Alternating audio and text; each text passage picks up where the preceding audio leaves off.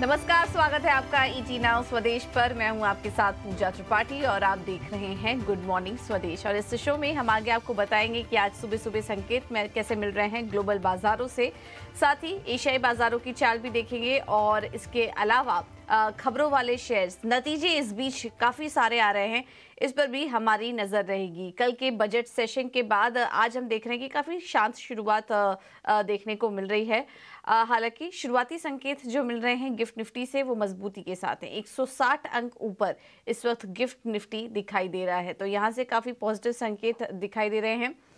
लेकिन अन्य global market पर नजर डालें तो कल वहां पर भी मजबूती थी। बुधवार के दिन हमने देखा था कि दबाव में थे अमेरिकी बाजार, लेकिन बुधवार की गिरावट के बाद कल एक रिकवरी का दौर था और अब कहीं ना कहीं फैक्टर इन हो चुका है कि मार्च में तो कटौती होगी नहीं, लेकिन बाजार अभी भी एक्सपेक्ट कर रहा है कि इस साल कटौती देखने को मिल सकती है। हालांकि फेड की तरफ से बार बार ये बयान आ रहे हैं कि हम आगे का डेटा को देखते हुए निर्णय लेंगे, ब्याज दरों में कटौती में जल्दबाजी नहीं करेंगे, लेकिन ये सारी बातें अब कहीं ना कहीं फैक्टर इन हो चुकी है और बाजार अब यही अनुमान करके चल रहा है कि यहाँ से ब्याज दरें स्थिर रहेंगी और जल्द ही कटौती को लेकर भी कुछ संकेत दिखना शुरू हो जाएंगे। मार्च में नहीं, लेकिन इस साल ये जरूर एक्सपेक्ट किया जा रहा है। इसी वजह से हमने देखा और कुछ नतीजों के दम पर भी हमने देखा कि कल अमेरिकी बाजार में डाउ जोन्स में 370 अंकों की तेजी थी और S&P 500 और नैस्डैक में भी करीब 1.25% से ज्यादा की तेजी देखने को मिली है। बॉन्ड यील्ड्स में भी हल्की नरमी आई, 4% के नीचे वो आ चुके थे। इसके अलावा कल हमने देखा कि यूएस में जॉबलेस क्लेम के जो आंकड़े आए वो 2 महीने के ऊपरी स्तर पर थे। ये काफी एक अच्छा साइन था। लेबर मार्केट जो है वहां पर कूल डाउन देखने को मिल रहा है, हल्की नरमी आ रही है लेबर मार्केट में, जहां पर कि अभी तक हम देख रहे थे कि मजबूत आंकड़े आ रहे थे, अब वहां पर भी फेड के फैसलों का असर दिखना शुरू हो चुका है। एक नरमी आ रही है और 2 महीने के ऊपरी स्तर पर जॉबलेस क्लेम के नंबर्स आए हैं। अनुमान था 2.12 लाख का, लेकिन उसके सामने 2.24 लाख के ये आंकड़े निकल कर आए हैं। अभी आने वाले समय में कुछ और भी जॉब रिपोर्ट्स आएंगी, उस पर हमारी नजर रहेगी, लेकिन ये आंकड़े ऐसे थे जिसमें कि फेड के फैसले का असर दिख रहा है, इसलिए इसको भी एनकरेज किया बाजार में। अन्य नतीजे जो आए वो कल बाजार बंद होने के बाद आए, तो हमने उसका जो एक्शन देखा वो एक्सटेंडेड ट्रेडिंग सेशन में देखा, यानी कि बाजार बंद होने के बाद जो कुछ ट्रेडिंग होती है उसमें वो एक्शन दिखा। और कल हमने देखा कि मेटा, फेसबुक की जो पेरेंट कंपनी है, काफी अच्छे नतीजे जारी किए हैं और डिविडेंड और बायबैक की भी घोषणा की, जिसके बाद हमने देखा कि मेटा में 14% की तेजी देखने को मिली एक्सटेंडेड ट्रेडिंग सेशन में। आज भी यहां पर अच्छी तेजी एक्सपेक्टेड है। अमेजॉन के नतीजे काफी अच्छे हैं, अनुमान से बेहतर है, वहां पर 60% की तेजी देखने को मिली, लेकिन एप्पल के शेयर में गिरावट था। चीन की इकोनॉमी में जो स्लो डाउन है असर उनकी बिक्री पर भी दिख रहा है। एप्पल की बिक्री में गिरावट दर्ज हुई, जिसके चलते हमने स्टॉक में करीब 3% की गिरावट देखी। तो ये कुछ स्टॉक स्पेसिफिक एक्शन था। आज भी काफी सारे नतीजे आएंगे जिस पर कि हमारी नजर रहेगी। संकेत क्योंकि बहुत ज्यादा नेगेटिव नहीं नजर आ रहे हैं, ठीक ठाक ही संकेत हैं। No bad news is good news, इस तरह का मार्केट है, तो इस वजह से संकेत हम अच्छे कहेंगे। यूरोप के बाजार में कमजोरी देखने को मिली, लेकिन वहां पर भी एक इवेंट हुआ कल, मॉनेटरी पॉलिसी हुई, बैंक ऑफ इंग्लैंड ने ब्याज दरों में कोई बदलाव नहीं किया, उसका रिएक्शन हम आज देखेंगे। इसके अलावा बॉन्ड मार्केट स्टेबल है, 3.8% के पास बॉन्ड यील्ड्स आ चुके हैं, डॉलर इंडेक्स भी स्टेबल है। और अब जिस तरीके से इजराइल और हमास के बीच अब सीज फायर को लेकर बातचीत शुरू हो चुकी है, नेगोशिएशन शुरू हो चुका है, उसके बाद हम देख रहे हैं कि कच्चे तेल में भी कल गिरावट देखने को मिली। हालांकि कल ओपेक प्लस की बैठक भी हुई थी, उसमें ये आउटकम निकल कर आया कि वो आगे जो उत्पादन में कटौती है वो जारी रखेंगे। अब मार्च में कितना इसमें बढ़ोतरी होती है, इसमें मार्च पर फैसला होगा, लेकिन फिलहाल ही कटौती जारी रखेंगे। तो शुरुआती सेशन में हमने तेजी देखी थी, लेकिन फिर इजराइल और हमास के बीच जो नेगोशिएशन की बातचीत शुरू हो चुकी है, उसके बाद हमने देखा कि कच्चे तेल में गिरावट थी और $80 के नीचे कच्चा तेल कारोबार कर रहा था। तो ये तमाम फैक्टर्स आज भारतीय बाजार के लिए काफी पॉजिटिव हैं। ग्लोबल मार्केट से संकेत अच्छे हैं। एशियाई बाजारों पर भी एक बार आपको बता देते हैं, गिफ्ट निफ्टी हमने आपको बताया कि अच्छी मजबूती वहां पर देखने को मिल रही है, करीब 160 अंक ऊपर है। बाकी इंडाइसेस भी देखेंगे तो हरे निशान में ही कारोबार कर रहे हैं। कोरिया के बाजार करीब 2% ऊपर है। चीन के बाजार सपाट है लेकिन हरे निशान में दिखाई दे रहे हैं। हांगकांग के बाजार में 250 अंकों की मजबूती है और जापान के बाजार भी 414 अंकों की मजबूती के साथ कारोबार कर रहे हैं। तो इस वक्त ओवरऑल संकेत काफी अच्छे नजर आ रहे हैं भारतीय बाजारों के लिए। लेकिन अब आज कौन से लेवल्स पर नजर रखनी चाहिए ये हम आगे चर्चा करेंगे। लेकिन उसके पहले आपको बता देते हैं कि कल एफआईआईज और डीआईआईज ने क्या किया मार्केट में। कल बजट का भी दिन था और ऐसे में हमने देखा कि बहुत ज़्यादा कुछ एक्शन नहीं नज़र आया। छोटे छोटे ही आंकड़े थे। कैश मार्केट में अगर नेट देखेंगे तो एफआईआईज की तरफ से बिकवाली हुई है, करीब 1870 करोड़ की बिकवाली वो करके गए। डीआईआईज ने कैश मार्केट में खरीदारी की, लेकिन आंकड़ा छोटा है, 872 करोड़ के आसपास की खरीदारी हुई है डीआईएस की तरफ से। इंडेक्स फ्यूचर में 831 करोड़ की खरीदारी हुई है और इंडेक्स ऑप्शन में 44,900 करोड़ की बिकवाली कल देखने को मिली है। तो ये हैं एफआईआईज और डीआईएस के आंकड़े और यहाँ पर भी संकेत ठीक ठाक ही नजर आ रहे हैं। अब इन सबको देखते हुए आज भारतीय बाजारों में क्या करें, कौन से लेवल्स इंपॉर्टेंट होंगे, ये एक बार समझ लेते हैं। और हमारे साथ रणनीति बताने के लिए आदित्य अग्रवाल जुड़ चुके हैं। Aditya, thank you so much ET Now Swadesh को समय देने के लिए। गिफ्ट निफ्टी के अगर लेवल्स पर नजर डालें तो 21,900 के लेवल्स इस वक्त दिखाई दे रहे हैं और कल भारतीय बाजारों में काफी सपाट कारोबार देखने को मिला। बजट के दिन जब बजट स्पीच हुई उसके बाद हमने देखा कि बहुत ज्यादा कुछ एक्शन नहीं था। हालांकि बैंक निफ्टी जरूर पॉजिटिव नोट पर बंद हुआ। अब बजट एक बड़ा इवेंट था, वो भी खत्म हो चुका है। ग्लोबल मार्केट्स के से संकेत भी अच्छे आ रहे हैं, तो क्या यहाँ पर और तेजी करके चलनी चाहिए? बैंक निफ्टी और निफ्टी में ऊपर की तरफ क्या लेवल्स देख रहे हैं आप और सपोर्ट लेवल अब क्या निकल कर आ रहा है? गुड मॉर्निंग पूजा, शो पे बुलाने के लिए शुक्रिया। बिल्कुल, मार्केट अगर हम देखें तो कल एक सपाट बन गया था और दो बड़े इवेंट्स खत्म हो चुके हैं पूजा। बजट भी चला गया और फेड की पॉलिसी भी चली गई है पीछे। तो अब सामने देखने के लिए कुछ ऐसे न्यूज फ्लोज नहीं है। इलेक्शंस आने वाले हैं और अगर हम मार्केट्स देख ले तो एक दायरे के अंदर ट्रेड कर रहा है। निफ्टी अगर हम बात करें तो 21,850 स्पॉट लेवल्स पे और रेजिस्टेंस है लगातार बना हुआ मार्केट पे और वो क्रॉस नहीं कर पा रहा है। आज एक पॉजिटिव ओपनिंग जरूर हमें देखने मिलेगी। उसके बाद अगर निफ्टी 21,850 का लेवल उसको क्रॉस करके उसके ऊपर सस्टेन करता है तो जरूर एक तेजी यहाँ पे हमें देखने मिलेगी और लॉन्ग ट्रेड्स फिर और लेने चाहिए। उसके ऊपर अगर चलता है तो मार्केट एक बार हो सकता है वापस से नए शिखर पे पहुंच जाए और 22,000 का जो लक्ष्य पहले अचीव किया था मार्केट ने, हो सकता है वो वापस एक बार टेस्ट कर सके। अगर 21,750 आज वापस नहीं निकाल पाता है किस कारण मार्केट, तो हमें थोड़ी प्रॉफिट बुकिंग वहाँ पे वापस देखने मिलेगी। और नीचे की तरफ हो जाए 21,600 से 21,500, यहाँ पे काफी ओपन इंटरेस्ट बिल्डअप है पुट साइड में, तो मुझे लग रहा है वहाँ पे आपको सपोर्ट्स भी आने लगेंगे। तो अगर एज अ ट्रेडर मैं बात करूँ तो मैं वॉच करूंगा ओपनिंग के बाद 21,850 के ऊपर अगर मार्केट ट्रेड करता है तो लॉन्ग जाऊंगा 21,750 के स्टॉप लॉस के साथ। पहला लक्ष्य रहेगा मेरा 21,950 22,000, उसके ऊपर 22,200 का लक्ष्य रहेगा। अगर वो नहीं निकाल पाता है तो फिर वापस मार्केट 21,600 500 के तरफ आएंगे। अगर मैं बैंक निफ्टी की बात कर लूँ तो यहाँ पे बिल्कुल एक फ्रेश अपमूव बैंक निफ्टी में मुझे लग रहा है पूजा देखने मिलेगी, क्योंकि कल हमने देखा था कि पीएसयू बैंक्स में एक अच्छी रैली आई थी, वो कंटिन्यू होना चाहिए मेरे हिसाब से कहीं ना कहीं। और 46,300 ये रेजिस्टेंस है बैंक निफ्टी का। अगर इसके ऊपर सस्टेन करता है तो मुझे लग रहा है बैंक निफ्टी एक बार 46,800 47,000 तक के लेवल्स को टेस्ट करेगा। राइट। पीएसयू बैंकों में कल रिकॉर्ड लेवल्स भी हमने देखे, तो बैंकिंग में तो माहौल अच्छा नजर आ रहा है। निफ्टी के भी इंपॉर्टेंट लेवल्स हमने आपको बताए। आदित्य, इसके अलावा स्टॉक स्पेसिफिक रणनीति क्या अपना के चले? आपने कहा कि बैंक्स पसंद आ रहे हैं, तो बैंक्स के साथ ही जाएंगे? बिल्कुल पूजा, और पीएसयू बैंक के साथ ही जाना चाहूंगा। एसबीआई बहुत शानदार लग रहा है चार्ट पे और एक ब्रेकआउट देखने मिला हमें कल। करंट लेवल्स पे खरीदारी करे, लक्ष्य रहेगा 675 का, स्टॉप लॉस लगाए 632 का। मुझे लग रहा है आने वाले दिनों में आपको ये लेवल्स देखने मिलेंगे। सेकंड स्टॉक है कैन फिन होम का।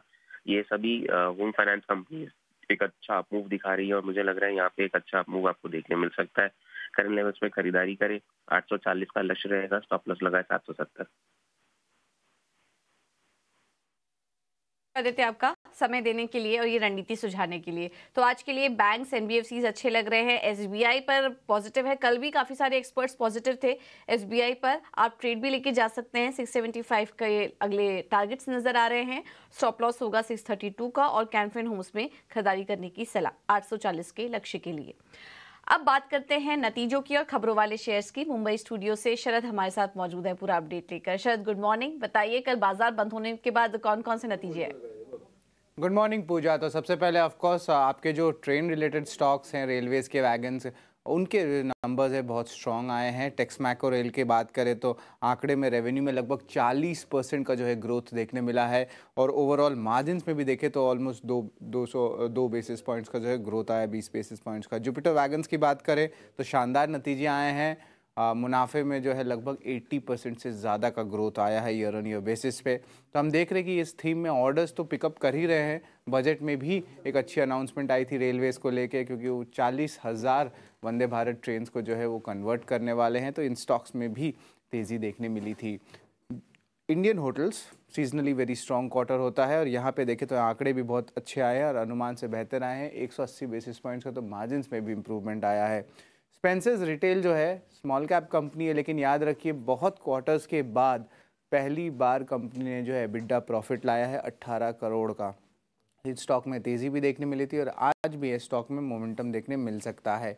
ग्रीनप्लाई इंडस्ट्रीज़ की बात करें तो लार्जली टॉप लाइन जो है बहुत स्ट्रांग आया, 45% ईयर ऑन ईयर बेसिस पे ग्रोथ देखने मिला, और ओवरऑल अनुमान से बेहतर नतीजे देखने मिले। तो ये तो हमने स्ट्रॉन्ग सेट ऑफ नंबर्स बता दिए, लेकिन याद रखिए 2 अर्निंग्स है जो वीक सेट ऑफ नंबर्स आए हैं। एक है गोदरेज एग्रोवेट का, यहाँ पे जो है थोड़ी सी आप कह सकते हैं नेट प्रॉफिट में गिरावट देखने मिली है, बट रेवेन्यू जो है लगभग सपाट रहा है। वही अगर एम्फेसिस की बात करें तो सीक्वेंशियली जो आईटी कंपनी है इनके नतीजे खराब देखने मिले हैं।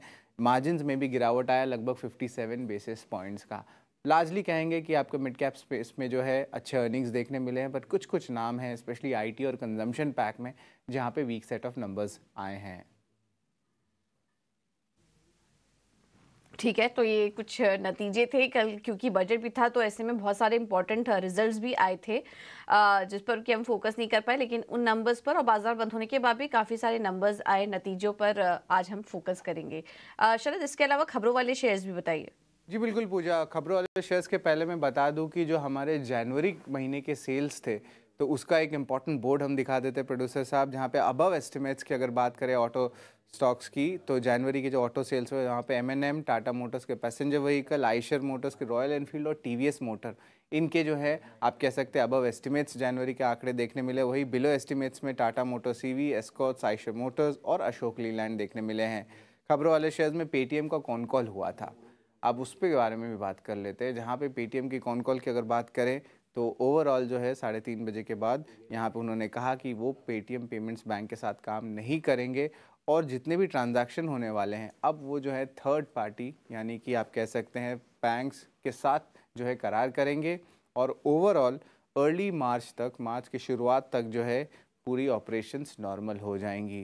हालांकि एक्सपेक्टेड है कि डाउनग्रेड्स आज भी आ सकता है ब्रोकरेजेस से। पीबी फिनटेक, कल एक इम्पॉर्टेंट ब्लॉक डील हुआ था जहां पे लगभग 5% स्टेक से ज़्यादा का मूवमेंट देखने मिला था, जहां पे टेमासेक होल्डिंग्स, बड़ी प्राइवेट इक्विटी प्लेयर है, वो कम्प्लीटली एग्जिट कर दिया। लगभग 2400 करोड़ का ये डील था, और जो अब्जॉर्प्शन आया है वो कैपिटल ग्रुप करके जो बड़े फंड्स हैं US के, उन्होंने अब्जॉर्ब किया है।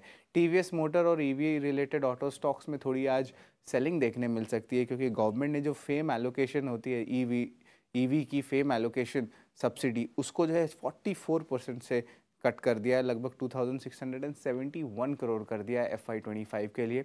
और ये ऑलरेडी जो थी बाज़ार में बात चली रही थी कि ये सब्सिडी की कट होने वाली है, तो इम्पॉर्टेंट होगा कि डिमांड कैसे दिखता है फरवरी और मार्च के महीने में EV को लेके, स्पेशली जो 2 व्हीलर सेगमेंट है उसको लेके, क्योंकि पैसेंजर व्हीकल में अडॉप्शन जो है ऑलरेडी अच्छी से स्टार्ट होने लगा है। NMDC की सेल्स की अपडेट की बात करें तो 19% ईयर ऑन ईयर बेसिस पे ग्रोथ आया है और स्ट्रॉन्ग मोमेंटम देखने मिल सकता है। इजी ट्रिप प्लानर्स का भी एक इम्पॉर्टेंट QIP इशू का बोर्ड मीट है, अब ये 6 फरवरी को है। और आखिर में बात करूँगा प्राइम फोकस की, यहाँ पे एक इंटरेस्टिंग अपडेट आया है। इनका मार्केट कैप तो लगभग 4,500 करोड़ के बीच है, लेकिन ये राइट्स इशू भी रेस करना चाहते हैं 4,000 करोड़ का ऑलमोस्ट, और इसका जो इशू प्राइस रखा है 90 रुपये प्रति शेयर का रखा है। तो ये बहुत इंपॉर्टेंट होगा कि ये जो एक्सचेंजेस में उन्होंने कहा है, ये पूरा जो इतनी बड़ी अमाउंट है, इस पर कंपनी क्या करती है आगे जाते हुए। बिल्कुल, तो ये कुछ खबरों वाले शेयर्स हैं, इस पर आज फोकस रहेगा। साथ ही ऑटो कंपनियों के बिक्री के आंकड़े भी आए हैं, वहाँ पर भी हमारी नज़र रहेगी। हमने आपको बताया कि कौन कौन से नंबर्स अच्छे थे, कहाँ पर कमजोरी देखने को मिली, ये सब भी हमने आपको बताया, और नतीजों पर तो फोकस रहेगा ही। बड़े इवेंट के बाद, बजट के बाद हमने काफ़ी सारे बड़े कॉरपोरेट से और मार्केट एक्सपर्ट से बात की, और ऐसे में हमारे सहयोगी अनुराग शाह ने NSE के MD और CEO आशीष चौहान से खास बातचीत में उन्होंने कहा कि इस बजट में सरकार की तरफ से सभी को राहत पहुंचाने की कोशिश की गई है, साथ ही ग्रोथ के लक्ष्यों का भी पूरा ख्याल रखा गया है। बजट के ऐलान के बाद हमारे साथ खास बातचीत के लिए मौजूद है एनएससी के MD and CEO Ashish Chauhan. Sir, हमसे बातचीत करने के लिए बहुत बहुत शुक्रिया। आपसे मैं यही समझना चाहता हूं सर, हमने देखा है कि बजट में अंतरिम बजट था, वोट ऑन अकाउंट था, लेकिन बाजार इतने ज्यादा रिएक्ट नहीं करे, तो क्या चीज जो है वो बाजार को पसंद आई और क्या नहीं पसंद आई? नहीं, मुझे लग रहा है बाजार को कोई एक्सपेक्टेशन भी नहीं था, क्योंकि अंतरिम बजट है तो स्वाभाविक है कि अगले जो फाइनल बजट आएगा, जब नई सरकार की गठन होगा, तब जाके जो नए टैक्स फ्रेमवर्क कैसा आएगा उसके ऊपर जो एक्सपेक्टेशन था मार्केट का कि fiscal fiscal deficit will be in control, which has come out to be true.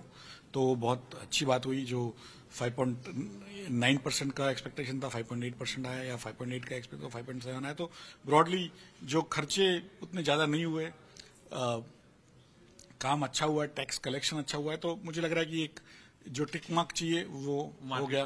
हाँ, मार्केट को पसंद आया, इसलिए नीचे भी नहीं है, बिकॉज मार्केट एक्चुअली जो एक्सपेक्टेशन पहले से बांध देता है। हाँ। फिर जब कोई भी चीज का रिजल्ट आता है उसके बाद ऊपर जाऊं कि नीचे जाऊं या वहीं रहूं, वो सोचता है। तो इस हिसाब से फिस्कल डेफिसिट एक तरह से कंट्रोल में है। और अगले 3 साल का जो उन्होंने लेखा जोखा दिया है कि अगले 3 साल में भी हम आज जहां है उससे कई हमारा फिस्कल डेफिसिट और कम होगा। तो नेचुरली मार्केट भी उत्साही है, बिकॉज जो देश की सरकार ज्यादा ऋण लेती है तो फाइनली उसको जो भुगतान करना पड़ता है समाज पे आता है। तो इसलिए लोगों को ये फिस्कल डेफिसिट का एक नजरिया उसके ऊपर रहता है।